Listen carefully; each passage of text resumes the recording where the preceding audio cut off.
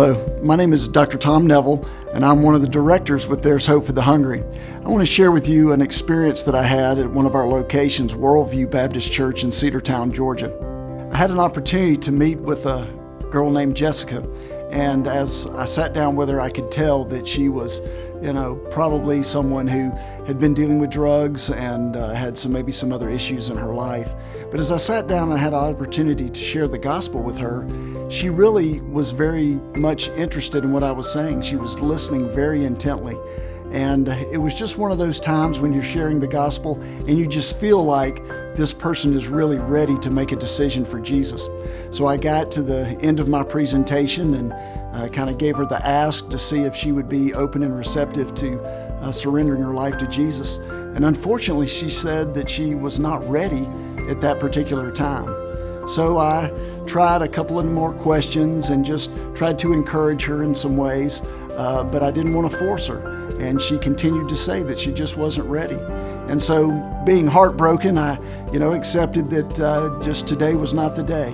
And so I prayed with her and saw her out, and that was the end of that, not knowing if I would ever see her again. But as God would have it, I came back the next month, and just so happened I saw that she was sitting in the waiting area, and I recognized her from the previous month. I grabbed her paperwork and called her name. It was her. And I walked her back to the area where we were counseling. And I said, well, I just want to ask you, have you thought any more about what we were talking about last month? And she got this big grin on her face.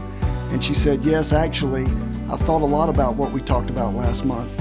And not long after we had this conversation that I decided that I was ready to give my life to Christ. She said that she had also told her daughter what she had done, and her daughter also made a decision for Christ. And so we sat there rejoicing together, and she decided that she also wanted to be baptized and let me know that she had made arrangements for her and her daughter to be baptized at a church near her home. This story is just one of the stories that we experience on a daily basis with There's Hope for the Hungry. And it's just so encouraging to know that God is using the ministry and all of us who are out there counseling to be able to really impact the lives of so many people that we come into contact with each and every day.